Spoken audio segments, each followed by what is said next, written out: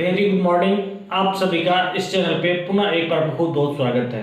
दोस्तों, एक लंबे समय के बाद शिक्षक अभ्यर्थी जो बरसों से इंतजार कर रहे थे, रिसेंटली सीटेट क्वालिफाई किए थे, कई बीटेट करके बैठे हुए थे, एस्टेट करके बैठे हुए थे, उनको एक आस थे कि बिहार सरकार एक विज्ञापन लाएगी और हम सभी उसके पात्र होंगे और आराम से शिक्षक के लिए एलिजिबल होंगे।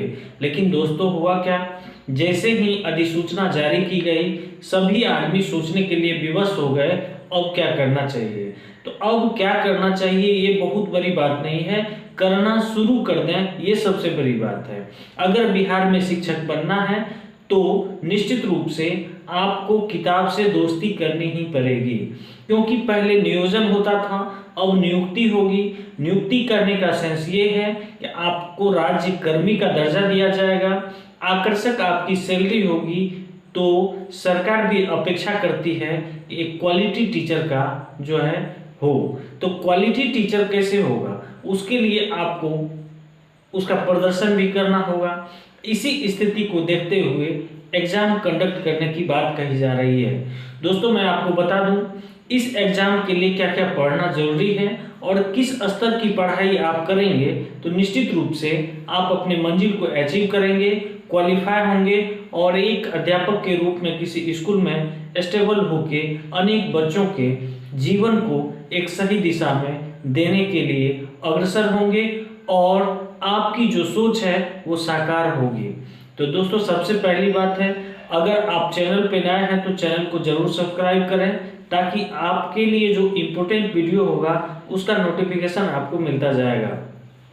दोस्तों, मैं बताऊं, अगर बीपीएससी कंडक्ट लेती है तो इस एग्जाम को हल्के में नहीं लेना है। बीपीएससी का जो भी एग्जाम होता है उसको आप अगर साधारण मानते हैं तो निश्चित रूप से ये बेवकूफ़ी से कम नहीं होगी, इसलिए उसको हल्के में नहीं लेना है। अगर मैं सिलेबस की बात करूं तो जब भी इनका फॉर्म भरा जाएगा तो निश्चित रूप से इनकी एक जो है आपको सिलेबस दी जाएगी। लेकिन मैं आपको विश्वास दिलाता हूं कि 10th तक का जो है आर्ट और साइंस, ये दोनों अगर आप बहुत अच्छी तरह से कवर कर लेते हैं और एनसीईआरटी को फॉलो कर लेते हैं तो निश्चित रूप से आप एलिजिबल होंगे। एलिजिबल तो ऑलरेडी हैं ही, आप क्वालिफाई हो जाएंगे। तो सबसे बड़ी बात है कि कोई भी आयोग एग्जाम लेगी, चाहे वो बीपीएससी ले, बीएसएससी ले या बीपीएसएससी ले, किसी भी आयोग के द्वारा जब एग्जाम कंडक्ट करवाया जाएगा तो निश्चित रूप से आपसे क्वेश्चन वही पूछा जाएगा कि एक अच्छे शिक्षक, एक शिक्षित शिक्षक को किस बात की जानकारी होनी चाहिए। क्या आपसे अपेक्षा नहीं किया जा सकता है कि इस भारत की भौगोलिक स्थिति के बारे में आप जानें, इस भारत के इतिहास के बारे में जानें, और राज्य स्तरीय परीक्षा होगी तो क्या इस राज्य की भूगोल और इतिहास के बारे में जानकारी की अपेक्षा सरकार नहीं कर सकती है?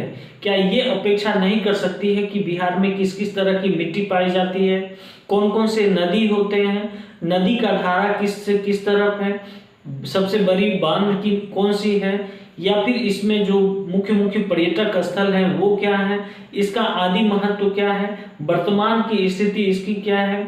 नैसर्गिक मतलब कहने का सेंस ये है कि आपको सिंपल सा ये सोचना है कि आपसे सरकार क्या अपेक्षा कर सकती है। एक शिक्षित जो होंगे व्यक्ति, उनसे सरकार क्या अपेक्षा कर सकती है। शिक्षित होने का सेंस क्या है? आप अपने आसपास की चीज को अच्छा से नहीं जान रहे हैं, आप अपने संविधान को नहीं जान रहे हैं, आप अपने सिविक्स को नहीं जान रहे हैं, आपका जो प्रशासनिक संरचना है उसको नहीं जान रहे हैं, तो फिर आपसे क्या अपेक्षा किया जा सकता है। इसीलिए दोस्तों, अगर 10th तक का, अगर आप 6 to 10 तक का आर्ट और साइंस कवर कर लेते हैं तो निश्चित रूप से आप क्वालिफाई कर जाएंगे, ऐसा मेरा विश्वास है और 100% ऐसा ही होगा। और सबसे बड़ी बात यह है कि फिजिक्स, केमिस्ट्री, बायो, ये 3 साइंस का अगर काउंट किया जाए, उधर आपको जो है ज्योग्राफी, हिस्ट्री और सिविक्स का कुछ पॉइंट आता है आपको 6th में, उसको भी जानना है। संविधान का जो मूल तत्व है उनको जानना है, संविधान संशोधन को जानना है।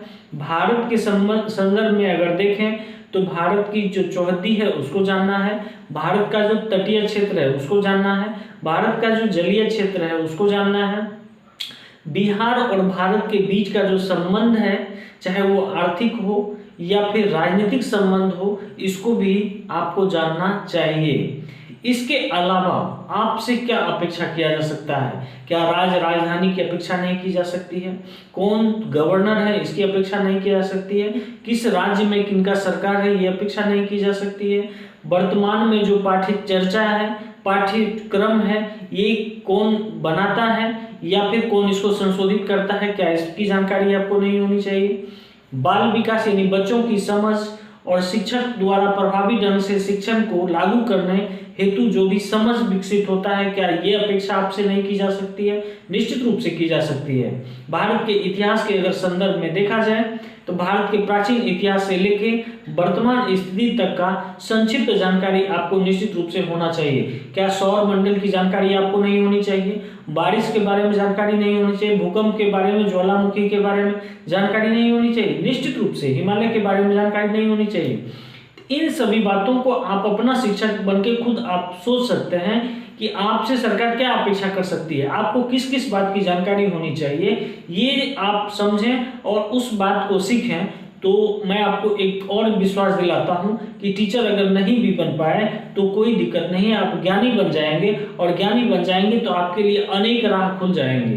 क्योंकि जहाँ सरस्वती होती है लक्ष्मी अपने आप आती है, और जहाँ सरस्वती होगी उसको कहीं प्रदर्शन करने की आवश्यकता नहीं होगी।